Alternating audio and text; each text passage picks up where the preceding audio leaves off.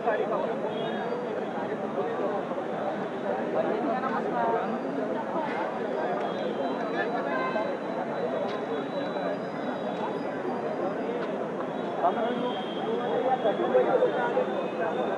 या संविधान परिसरामध्ये आज इथे बंद पुकारण्यात आला आहे.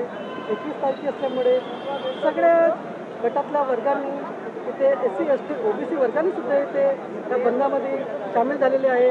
आणि हा जो सुप्रीम कोर्टाचा जो निर्णय दिला आला आहे वर्गीकरणाचा, याच्या निषेधामध्ये आज संविधान चौक या परिसरामध्ये सगळे आणि वेगवेगळे कार्यकर्ते सुद्धा इथे आलेले होते.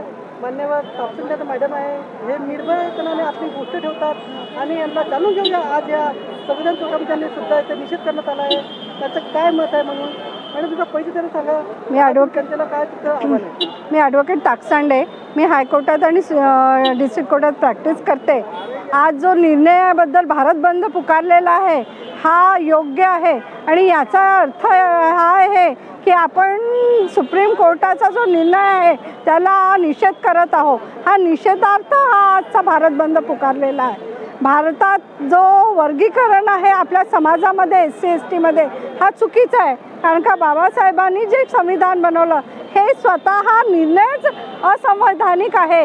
हा असंवैधानिक या कारणाने आहे की बाबासाहेबांनी कधीही रिझर्वेशन जे आहे ते आर्थिक मूल्यावर नव्हतं, सामाजिक आणि शोषित जे लोक होते त्यांच्यासाठी, जे बॅकवर्ड लोक होते त्यांच्यासाठी दिलेले गेलेला हा रिझर्वेशन होता. त्याच्यात आर्थिक पाया नव्हता, त्याचा आर्थिक बेस नव्हता आणि त्याच्यामुळे हा जो निर्णय आणि वेगळे वैशिष्ट्य म्हणजे हा जो कॉन्स्टिट्यूशनल बेंच आहे त्यांनीच कॉन्स्टिट्यूशनची पायमल्ली केलेली आहे. त्यांनीच कॉन्स्टिट्यूशनचा आधार घेतलेला नाही आहे. 341 म्हणा, 15 आर्टिकल 15 म्हणा, आर्टिकल 16 म्हणा, त्याचाच त्यांनी निषेध केलेला आहे. त्यांनी त्याची पायमल्ली केली आहे. म्हणून हा चुकीचा आहे. आणि आज हे क्लासिफिकेशन करून कोटा इन कोटा म्हणजे कोट्यामध्ये कोटा जर तुम्ही करत असाल तर ही समानतेची भावना नाही आहे, ही असमानतेची भावना आहे. तुम्ही त्यांचं वर्गीकरण करून त्यांच्यात द्वेष पसरू इच्छितात, हे महत्त्वाचं आहे. सुप्रीम कोर्टाचा निर्णय दिलेला आहे हा चुकीचं तुम्हाला वाटते का? आरक्षण विरुद्ध आहे असं वाटते का?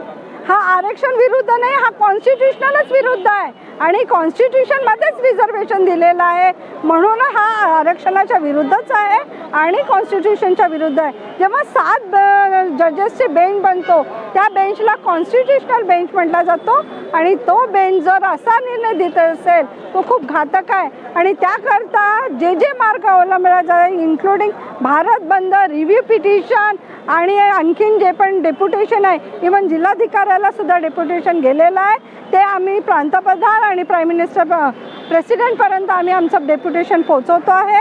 आणि त्यामुळे आम्ही या निर्णयाच्या निश्चित करता आज इथे जमलेलो आहे भारत बंद.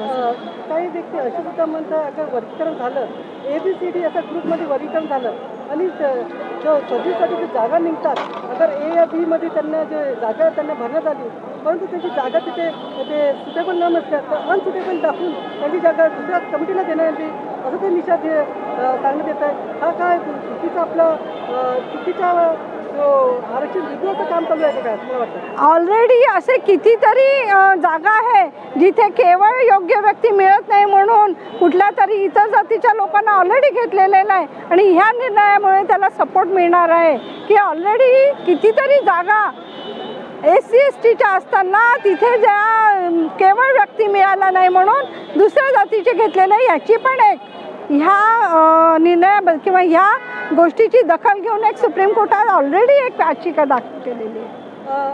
आतापर्यंत जनगणना झाली नाही परंतु हा सुप्रीम कोर्टाने निर्णय घेतला, हा निर्णय काही योग्य वाटत का तुम्हाला असं वाटतं का? जनगणनेचा आणि याचा काही संबंध नाही आहे.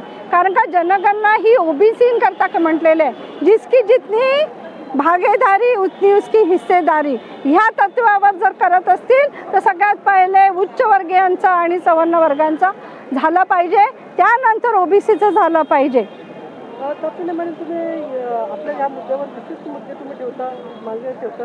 एक मुद्दा असा एक प्रश्न येते की अगर जनगणना झाली, जे जनगणना जे अगोदर झाली होती आणि आज जनगणना झाली तर SC ST वर्गाची जो लोकसंख्या वाढीत दिसून आली तर जो आपल्याला आरक्षणमध्ये आपण आरक्षण वाढवण्यासाठी तुम्ही ताकदीने काम करणार आहे का? पहा, बाबासाहेब आंबेडकरांनी म्हटलंय 50च्या वर आरक्षण होणं शक्य नाही. 50 अप टू 49% पर्यंतच हे आरक्षण देऊ शकतं. त्यात जर आरक्षणाचा वाढवायचा असेल त्याकरता वेगळी एक अशी कमिटी नेमावं लागेल आणि ती संविधानिक असू शकते किंवा नाही हा त्यावेळेस ठरवलेला निर्णय असू शकतो. पण 49%च्या वर आरक्षण देणं शक्य नाही. 51 ॲट द मोस्ट होऊ शकतं. हे उत्तर प्राप्त केलं मॅडम. जे निर्णय आपले गोष्टी होतात जाणून घेऊया अजून दुसऱ्या वर्गाची.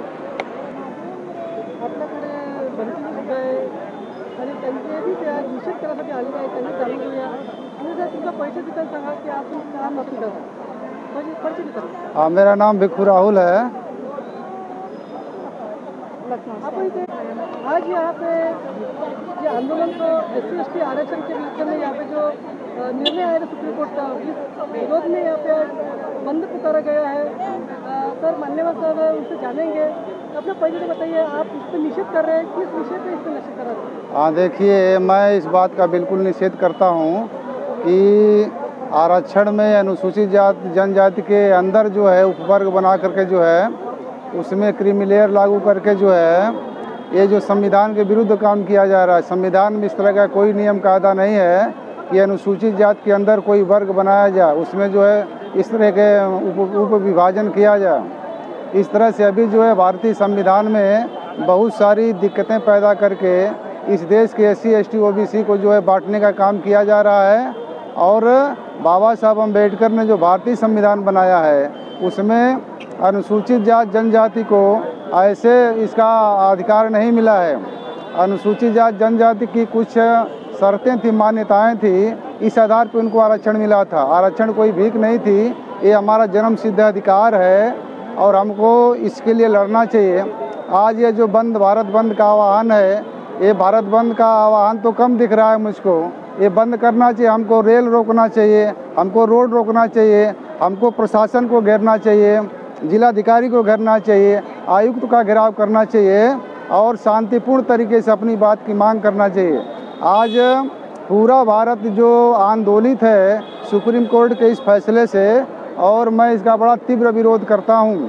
और इस तरह का भारत में जितने भी SC/ST संगठन ऑर्गेनाइजेशन है, लगभग सभी लोगों ने इसका भरपूर विरोध किया है और एक लामबंद होकर के अपना विरोध प्रदर्शित किया है पूरे भारत भर में इस तरह से. और लोग अपने घरों से निकले हैं, आंदोलित हैं. हम अपने हक और अधिकार में जो है डाके नहीं डालने देंगे, फूट नहीं पड़ने देंगे. ये हमारी मान्यता है. हम बाबा साहब के अनुयायी हैं और अम्बेडकरवादी हैं. हम कतई ऐसा नहीं होने देंगे. हम अनुशासन में रहकर संघर्ष करके इस सुप्रीम कोर्ट का जो आदेश आया है, जो जातिवादी आदेश आया है, इसके विरुद्ध संघर्ष करेंगे और अपनी बात को बुलंद करेंगे.